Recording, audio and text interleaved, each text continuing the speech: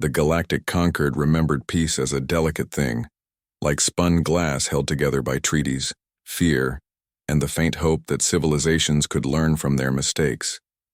Yet peace was always one wrong word, one desperate act away from breaking. The Concord had lasted nearly 400 years since humanity's exile, 400 years since the war that had changed the stars forever. The archive spoke of it only in fragments, censored and sterilized.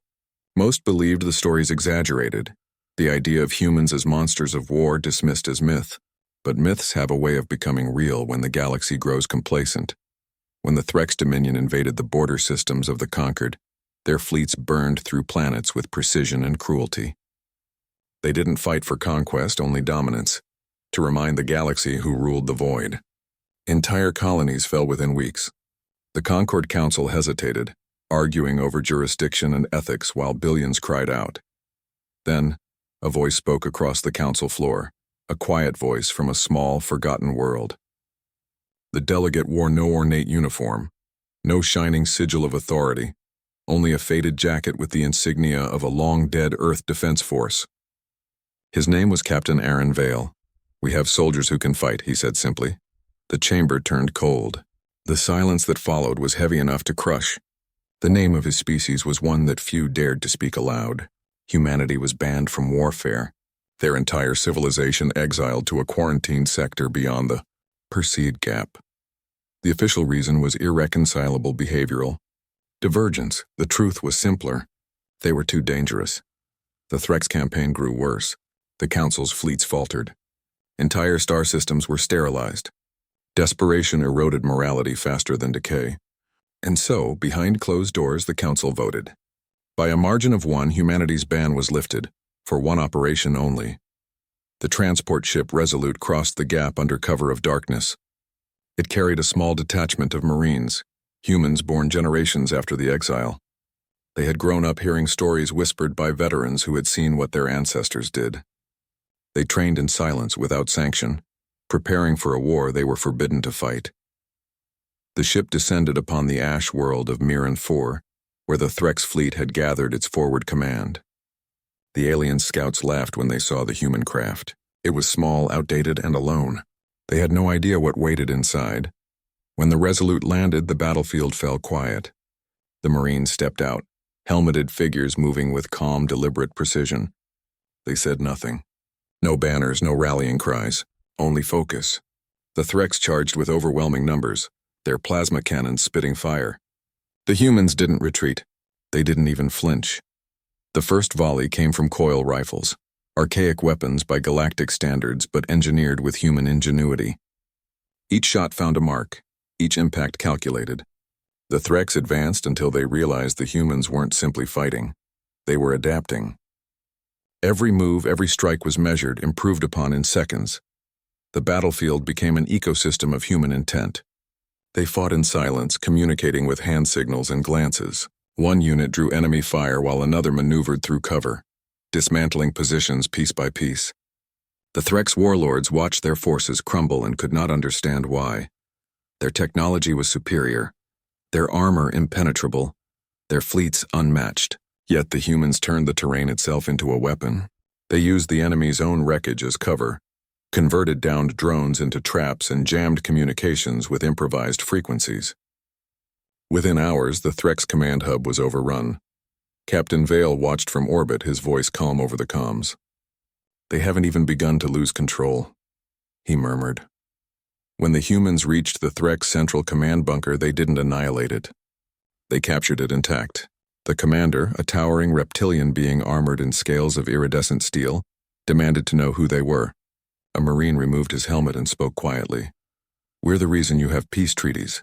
The Threx commander tried to sneer, but the human's eyes froze him. There was no hatred there, no rage, just focus, a kind of detached understanding that unnerved him more than any weapon. The victory on Mirren 4 changed everything. Word spread through the networks, through the hidden channels the Council could not censor fast enough. The myth of humanity returned like a storm waking from dormancy, but the Council panicked. They had seen the data feeds, the human efficiency, the total psychological disassembly of their foes. The Threx War wasn't merely lost. It was erased. The humans left no glory, no songs of heroism, only the chilling aftermath of perfect execution. In the days that followed, the Council demanded that humanity return to exile. But when the fleets went to retrieve them, they found only empty camps and smoldering remains of temporary bases. Humanity had vanished again, into the black between the stars.